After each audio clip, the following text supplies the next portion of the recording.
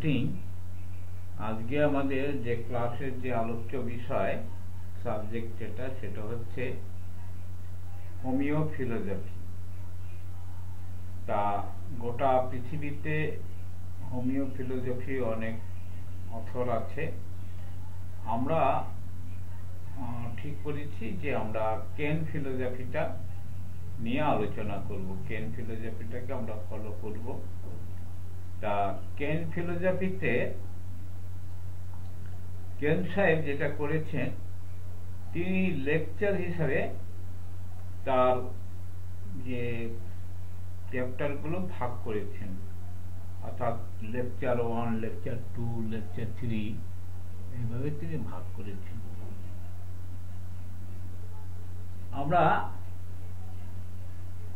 ভাষণ 5 অর্থাৎ লেকচার 5 পর্যন্ত আলোচনাটা করেছি। আমরা শুরু করেছিলাম লেকচার 1 দিয়ে শুরু করেছিলাম, 5 আমাদের হয়ে গেছে। আজকে আমরা আলোচনা করব লেকচার 5 নিয়ে।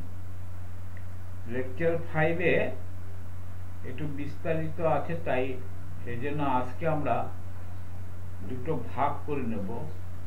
সেটা হচ্ছে পর্ব 1, পর্ব 2।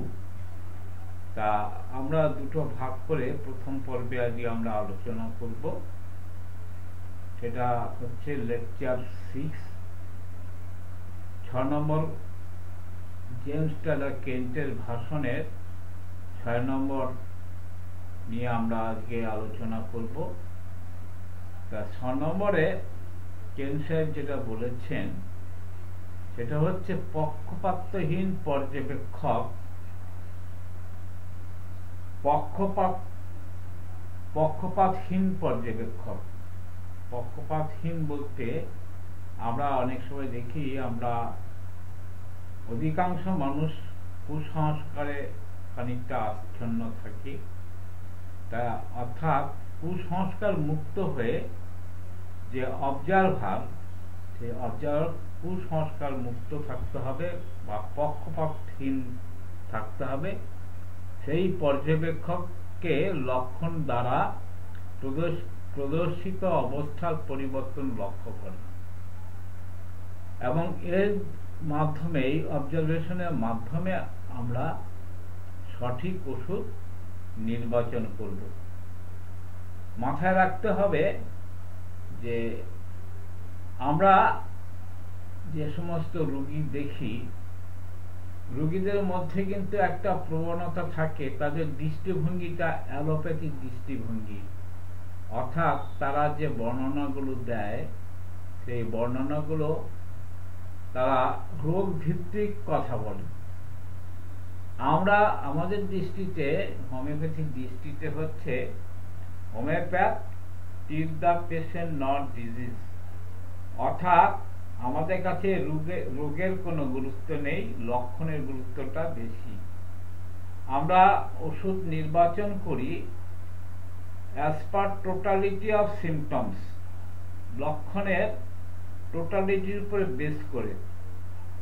সেই জন্য আমাদের সেই টোটালিটি অফ সিমটমস দেখে যখন আমরা ওষুধ নির্বাচন করব, তখন আমাদের কিন্তু দৃষ্টিভঙ্গিটা, আমাদের ফিলোসফিটা হোমিওপ্যাথিক ফিলোসফি হতে হবে, দৃষ্টিভঙ্গিটা হোমিওপ্যাথিক দৃষ্টিভঙ্গি থাকতে হবে।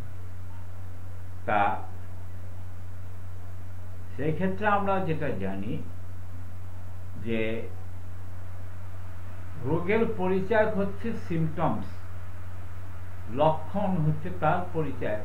আমরা বারবার আলোচনা করেছি যে আমরা যেমন আমাদের মনের ভাষা, ভাব প্রকাশ করি ভাষার মাধ্যম দিয়ে, তেমনি রোগের একটা ভাষা আছে। সেই ভাষাটা তার যে পরিচয়, রোগের যে পরিচয়টা সে প্রকাশ করে বিভিন্ন লক্ষণের মাধ্যমে। সে লক্ষণগুলো মেন্টাল সিমটমস হতে পারে, মানসিক লক্ষণ হতে পারে, শারীরিক লক্ষণ হতে পারে, অর্গানিক চেঞ্জ হতে পারে, প্যাথোলজিক্যাল চেঞ্জ হতে পারে, এই সমস্যাগুলো হতে পারে। তাহলে আমরা যে সিমটমস দিয়ে আমরা রোগ নির্ণয় করে থাকি বা ওষুধ সিলেকশন করে থাকি, তাহলে আমরা রোগ বলতে, রোগী বলতে যেটা বুঝি, আমরা বলছি we treat the patient not disease, তার মানে রোগ না, রোগী। আমরা রোগীকে কিভাবে চিনব? রোগী হচ্ছে তার অ্যাজ এ হোল এক্সপেন্স, তার সার্বদৈহিক, মানসিক, মনোদৈহিক এই সমস্ত যে ডিসঅর্ডার গুলো, এটা নিয়ে হচ্ছে আমাদের রোগী। তা এই রোগীকে চিনতে গেলে আমরা আগের দিন যে অর্গানন অফ মেডিসিনের সিমটমস নিয়ে আলোচনা করেছিলাম। আমরা বলেছিলাম যে symptoms, there are so many type of symptoms. তার মধ্যে অন্যতম হচ্ছে একটা সাবজেক্টিভ সিমটমস, একটা হচ্ছে অবজেক্টিভ সিমটমস। সাবজেক্টিভ সিমটমস হচ্ছে রোগী যেটা নিজের মুখে বর্ণনা করে, সেটা হচ্ছে সাবজেক্টিভ সিমটমস। আর অবজেক্টিভ সিমটমস হচ্ছে রোগীর আত্মীয় স্বজন, পরিজন, তার পারিপার্শ্বিক যে অ্যাটেন্ডেন্স, অথবা চিকিৎসক হিমসেলফ, চিকিৎসক নিজের যে অবজারভেশনের মধ্যে দিয়ে যে লক্ষণগুলো পায়, সেগুলো হচ্ছে অবজেক্টিভ সিমটমস। তা আমরা কোনো ব্যক্তির পূর্বের সুস্থ স্বাস্থ্য থেকে ব্যাধিগ্রস্ত শরীরে কতটা পরিবর্তন হয়েছে তার লক্ষ্য করাই হচ্ছে আমাদের কাজ। সেই পরিবর্তনগুলি রোগী নিজে অনুভব করেন।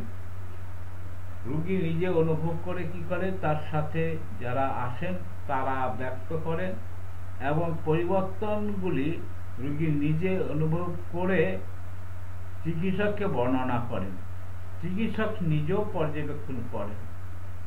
তাহলে এখানে আমরা দুটো সিমটমসে পেলাম, একটা হচ্ছে সাবজেক্টিভ সিমটমস পেলাম, একটি হচ্ছে অবজেক্টিভ সিমটমস পেলাম।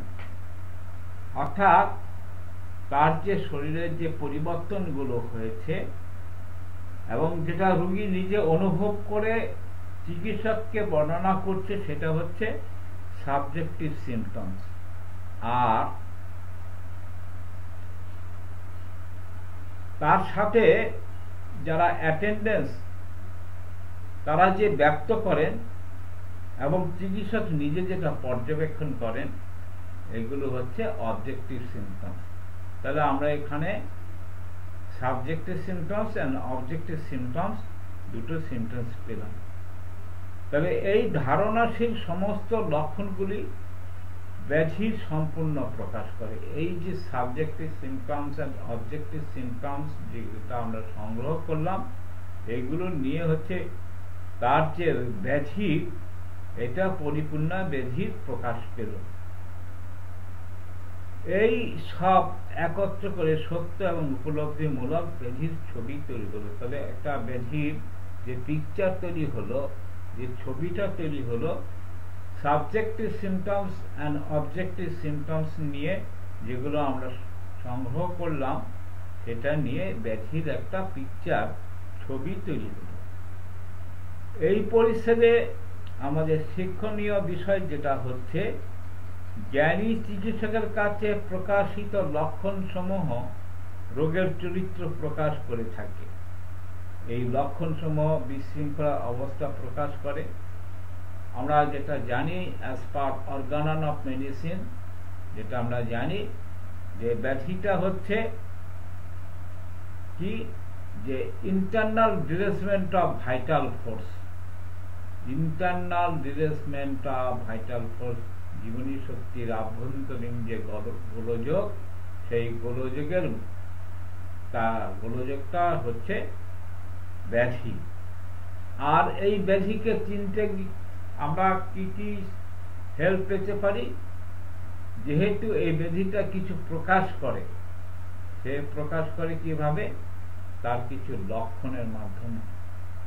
যে লক্ষণগুলো আমরা আগের দিনও আলোচনা করেছিলাম অর্গানন অফ মেডিসিনে, যে তার মধ্যে দুটো গুরুত্বপূর্ণ বিষয় হচ্ছে একটা সাবজেক্টিভ সিমটমস, একটা অবজেক্টিভ সিমটমস। তাহলে এই লক্ষণগুলো বিশৃঙ্খল অবস্থা প্রকাশ করে, দেহের অবস্থার পরিবর্তনকে বলে ব্যাধি। তাহলে এই সাবজেক্টিভ সিমটমস, অবজেক্টিভ সিমটমস আরো যে সমস্ত সিমটমস গুলো আছে সেগুলো নিয়েই হচ্ছে ব্যাধির প্রকাশ।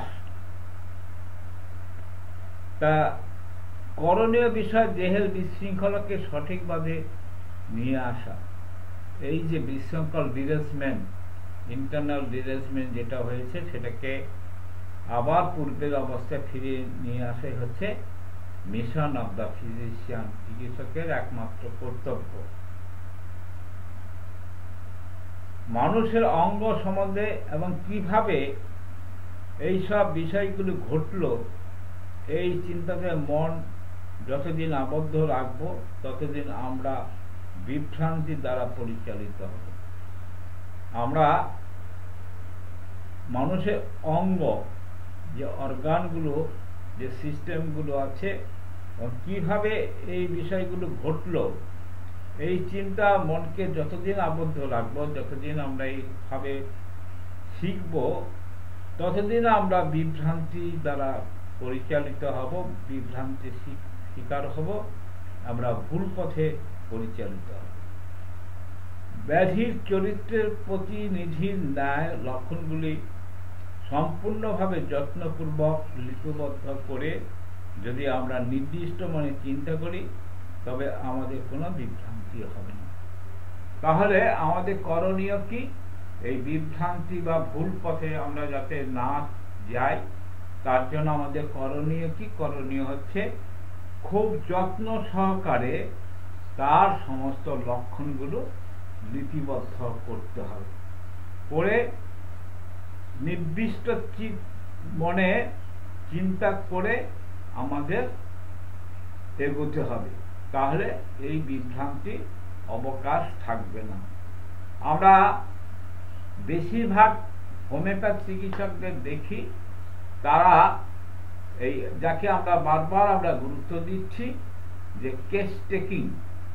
কেস টেকিং ছাড়া অ্যালোপ্যাথিক দৃষ্টিভঙ্গিতে এই রোগ হয়েছে, কাশি হয়েছে, বমি হয়েছে, মাথা যন্ত্রণা হয়েছে, এই সমস্ত 2-4টে কথা বলে যদি যখন আমরা ওষুধ নির্বাচন করব, সেটা কোনো দিনই হোমিওপ্যাথিক দৃষ্টিভঙ্গিতে সঠিক নির্বাচন হবে না।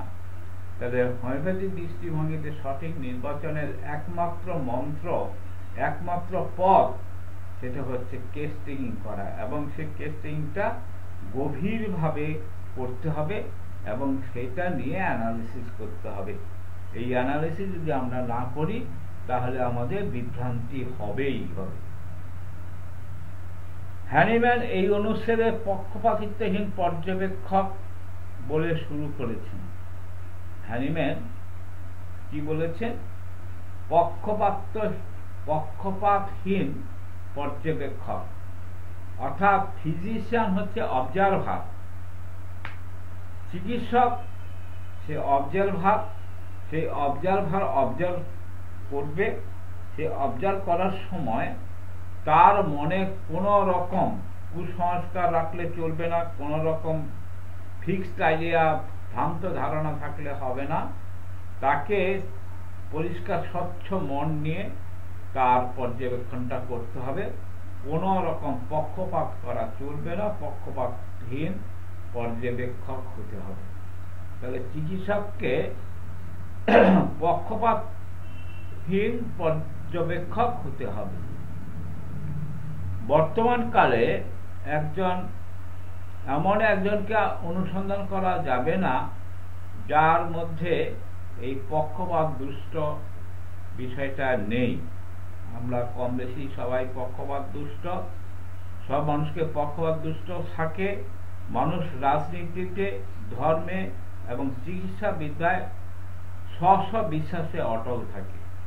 আমরা সমাজে বহু ধরনের মানুষ দেখি, রাজনীতিবিদ দেখি, আমরা সমাজে ধর্মের মানুষ দেখি, বিভিন্ন ধর্মের, হিন্দু, মুসলমান, বৌদ্ধ, খ্রিস্টান, ইহুদি, সমস্ত সম্প্রদায়ের মানুষ দেখি। চিকিৎসা বিদ্যাও দেখি আমরা, অ্যালোপ্যাথি, হোমিওপ্যাথি, আয়ুর্বেদিক, ইউনানি বিভিন্ন সম্প্রদায়ের মানুষ দেখি। তা এদের সবার ক্ষেত্রে কিন্তু একটা পক্ষপাত দুষ্ট একটা টেন্ডেন্সি থাকে। যারা যে রাজনীতিতে বিশ্বাসী সেই ব্যাপারে সে পক্ষপাত দুষ্ট থাকে। যে যে ধর্মে বিশ্বাসী সেই ধর্মে সে পক্ষপাত দুষ্ট থাকে। চিকিৎসা ক্ষেত্রেও কিছু মানুষের পক্ষপাত দুষ্টতা থাকে। তো সেই ক্ষেত্রে আমাদের এই পক্ষপাত দুষ্ট হলে হবে না, আমাদের সংস্কার মুক্ত, কুসংস্কার মুক্ত, পক্ষপাতহীন পর্যবেক্ষক হিসাবে হতে হবে। অর্থাৎ চিকিৎসক যে অবজারভার হিসাবে থাকবে তাকে মানে সংস্কারহীন বা তাকে কুসংস্কার বা পক্ষপাত দুষ্ট থেকে মুক্ত হয়ে তাকে চিকিৎসাটা করতে হবে এবং তার দৃষ্টিভঙ্গিটা থাকবে পক্ষপাতহীন। এই পক্ষপাতের জন্য তিনি যুক্তিবাদী হতে পারেন না। যাদের মধ্যে আমরা রাজনীতির ক্ষেত্রেই বলি, ধর্মের ক্ষেত্রেই বলি বা চিকিৎসার ক্ষেত্রে বলি, তারা যদি পক্ষপাত দুষ্ট হয় তাহলে কিন্তু সে কখনোই যুক্তিবাদী হতে পারে না, কারণ পক্ষপাত কখনো যুক্তিবাদী হতে সাহায্য করে না। তাহলে আমাদের চিকিৎসকদের কি হতে হবে? যুক্তিবাদী হতে হবে। এই যুক্তিবাদী হয়ে আমরা পক্ষপাত মানেহীন যে অবজারভেশনটা যেটা করব, পর্যবেক্ষণ যেটা করব, পক্ষপাতহীন অবজারভেশন করব। মানুষের যখন কোনো বিষয়ের উপর গভীর ভাবে জ্ঞান সুপ্রতিষ্ঠিত থাকে তখন তিনি পক্ষপাত শূন্য হতে পারেন। তাহলে মানুষ কখন পক্ষপাত শূন্য হবে, কখন কুসংস্কার মুক্ত হবে? যখন মানুষের জ্ঞানটা গভীর হবে। পক্ষপাত দুষ্ট কারা হয়? যাদের সীমিত জ্ঞান, সে ধর্মের ক্ষেত্রে হোক, রাজনীতির ক্ষেত্রেই হোক, আর চিকিৎসা ক্ষেত্রেই হোক, যাদের সেই তার নিজ নিজ সাবজেক্ট সম্বন্ধে তার যে ফিল্ড, সেই ফিল্ডের সম্বন্ধে তার যদি জ্ঞান, গভীর জ্ঞান না থাকে তাহলে সে পক্ষপাত দুষ্ট হয়, সে কখনো পক্ষপাত শূন্য হতে পারে না। যতক্ষণ পর্যন্ত মানুষ কোনো কিছুর উপর নিশ্চিত না হয়, যতক্ষণ পর্যন্ত কোনো মানুষ কোনো কিছুর উপর নিশ্চিত না হয় এবং জ্ঞান উপলব্ধি না করেন, ততক্ষণ পর্যন্ত তিনি পক্ষপাতিত্ব থেকে মুক্ত হতে পারেন না। হোমিওপ্যাথির নিয়ম এবং নীতিগুলিকে প্রকৃত জ্ঞান হিসেবে গ্রহণ করতে হবে। যখন আমরা কোনো কিছু জ্ঞাত হই, জ্ঞানের ভিত্তি হিসাবে মেনে নিতে সহজ হয়, কিন্তু পর্যবেক্ষণ দ্বারা উপলব্ধি করতে না পারলে জ্ঞানের কোনো ভিত্তি থাকে না এবং প্রত্যেকে পক্ষপাত দুষ্ট হয়। কোন দেহের অঙ্গ শরীরকে অসুস্থ করতে পারে না। আমরা অনেক সময় প্যাথোলজির উপরে জোর দিই।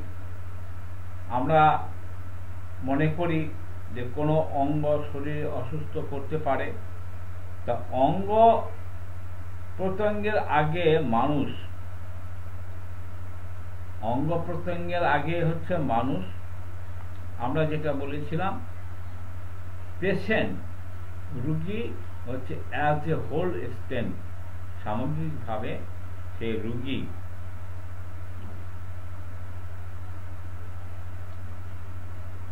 দেহের অঙ্গ বা অংশ দেহ থেকে বিচ্ছেদ করা যায়।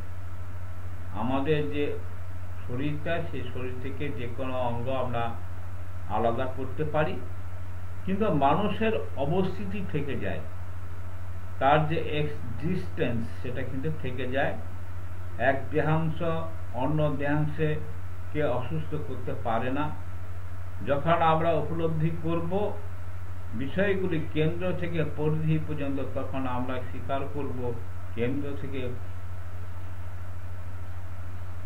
পাকস্থলী অসুস্থ হয়েছে। এই যকৃত বিশৃঙ্খলার কারণ কেন্দ্র।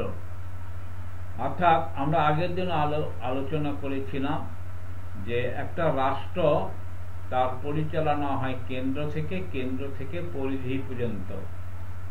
উদাহরণ হিসাবে আমরা রাষ্ট্রের সঙ্গে তুলনা করেছিলাম। তা আমরা দেহের ক্ষেত্র কিন্তু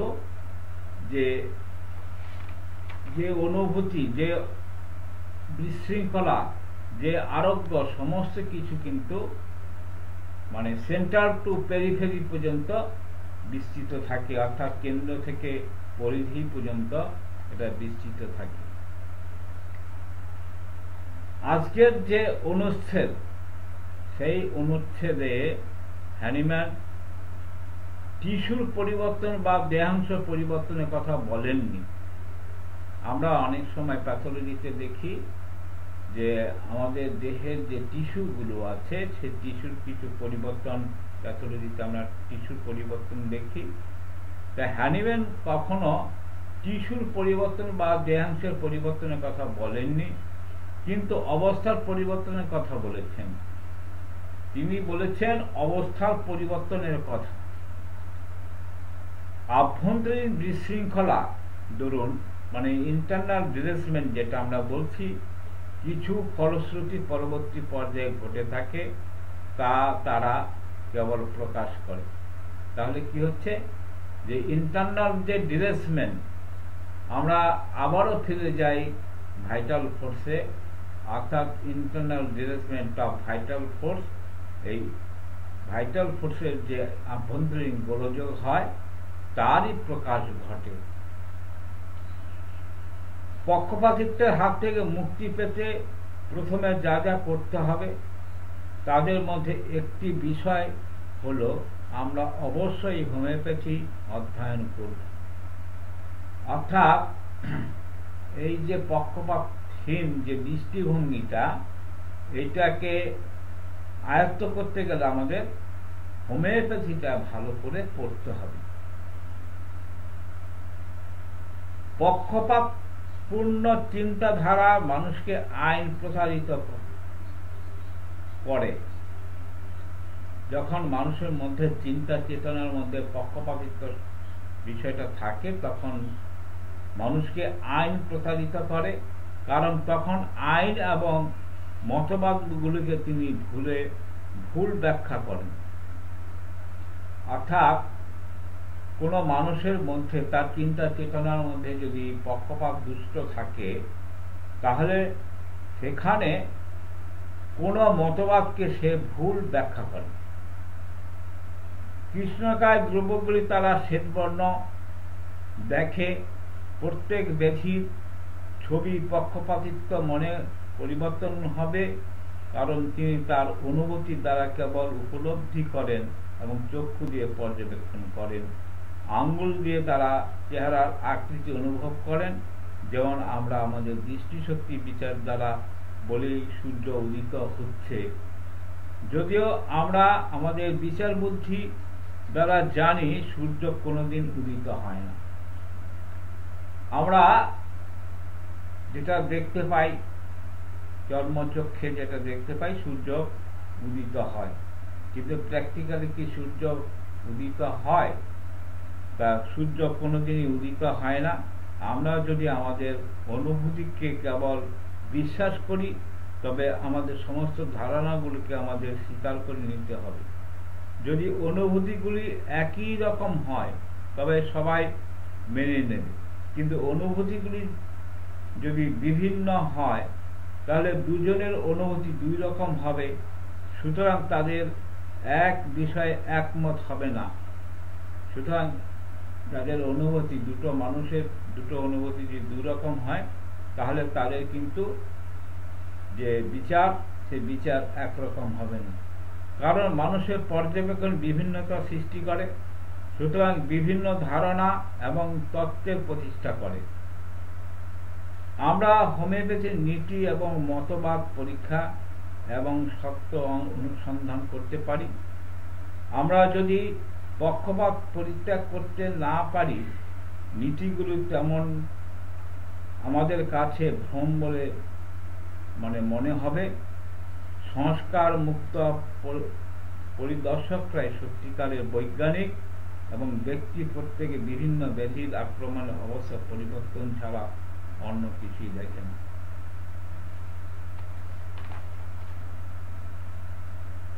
যারা রোগীর ভালো মন্দের দেখাশোনা করেন অথবা মঙ্গলাকাঙ্ক্ষী, এইরকম বহিরাগত ব্যক্তিরা অথবা আত্মীয় স্বজনদের কাছ থেকে সংবাদ সংগ্রহ করে চিকিৎসককে সাহায্য করা যায়। তাহলে আমরা যখন কেস টেকিং করি, আমিও বলেছি যে হোমিওপ্যাথি চিকিৎসকদের মূল মন্ত্রটা হচ্ছে কেস টেকিং। তাই কেস টেকিং করতে গেলে আমরা শুধু রুগীর কাছে শুনবো না, রুগীর আত্মীয় স্বজন হিতাকাঙ্ক্ষী যারা আছে তাদের কাছে শুনতে হবে। যদি স্বামী অসুস্থ হন তবে স্ত্রীর কাছ থেকে সংবাদ সংগ্রহ করতে হবে। চিকিৎসার দায়িত্ব গ্রহণ করার জন্য আমাদের যে অর্গানন অফ মেডিসিনের যে অ্যাফ্রিজম 85 যে সূত্র 85 নম্বর যে সূত্র আছে, সেই সূত্র অনুসারে সমস্ত বিবরণ লিপিবদ্ধ করতে হবে। তিনি তার পর্যবেক্ষণ শুরু করবেন। এই কেস হিস্ট্রি লিখে নিয়ে তারপরে তিনি পর্যবেক্ষণ শুরু করবেন। তিনি ব্যাধির বিশৃঙ্খলার বিষয় গুরুত্ব দিতে পারেন, কিন্তু আরো অধিক গুরুত্ব দেবেন সেই সব বিষয়ের উপর যা রোগী গোপন করেছেন। আমরা কেস হিস্ট্রি যে সাফল্যটা, সেটা হচ্ছে আমরা কেস হিস্ট্রি নেওয়ার সময়, কেস টেকিং করার সময় আমরা অনেক সময় লক্ষ্য করি যে রোগী কিছু কথা গোপন করেছেন অথবা বলতে পারেননি অথবা তার জানা নেই, এরকম কিছু বিষয় থাকে। তাই সেই সমস্ত লক্ষণগুলো কিন্তু খুবই গুরুত্বপূর্ণ। অনেক রোগী জানেন না তারা অস্বাভাবিক। আমরা অনেক সময় দেখি অনেক রোগী অ্যাবনর্মাল, তার একটা ইনসিডিটি ভাব আছে, রোগী কিন্তু সে জানে না তার মধ্যে একটা অস্বাভাবিকতা রয়ে গেছে, সে মেন্টালি তার একটা অ্যাবনর্মাল কন্ডিশন রয়েছে, সেটা কখনই সে জানে না, মানে না।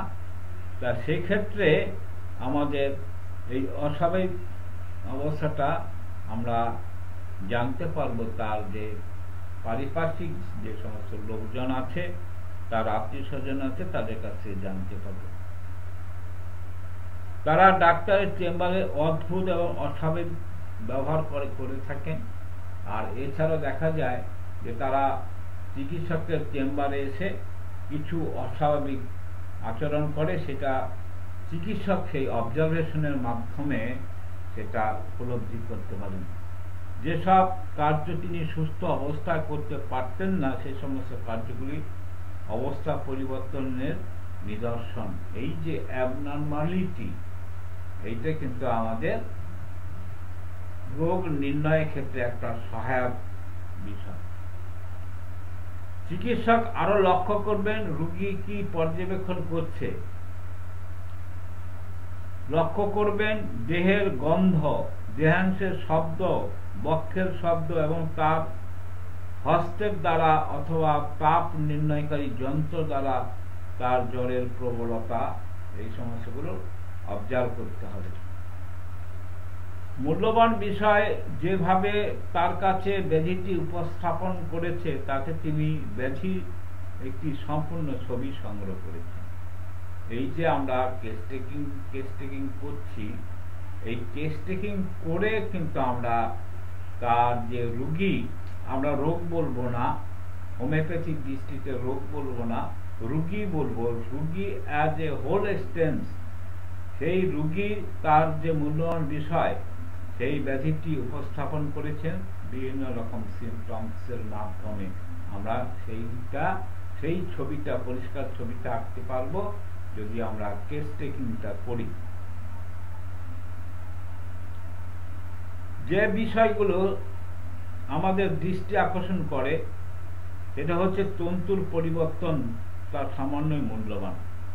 আমরা প্যাথোলজিতে কিছু যে টিস্যুর পরিবর্তন খুঁজে পাই, তাহলে আমাদের হোমিওপ্যাথির দৃষ্টিতে এই যে তন্তু বা টিস্যুর যে পরিবর্তন, এটা আমাদের কাছে খুব কম মূল্যবান, খুব বেশি মূল্যবান নয়, যা আমরা নিজের রোগীর বিষয়ে লক্ষ্য করে কিভাবে তিনি চলাফেরা করেন, কাজকর্ম করেন, তার কার্যাদি এবং উত্তেজনা, এই সমস্ত অভ্যন্তরে কি ঘটছে তার প্রকাশ, লক্ষণ ও উপসর্গ দ্বারা চিকিৎসকের কাছে যে তার যে ডিরেসমেন্ট, যে বিশৃঙ্খলা প্রকাশ করে, এই সব বিষয়ের দ্বারা পরিচালিত হয়ে ঔষধের ব্যবস্থা আমরা করে থাকি। এইটাই হচ্ছে আমাদের হোমিওপ্যাথি দৃষ্টিভঙ্গি। আমরা আজকে এই পর্যন্তই আলোচনা করছি। পরবর্তী, যেটা আগেই বলেছিলাম যে আজকের বিষয়টা একটু দীর্ঘায়িত রয়েছে, একদিনের ক্লাসে এটা কমপ্লিট করা যাবে না, সেই জন্য আমরা আগামী দিন বাকি অংশটা নিয়ে আলোচনা করব।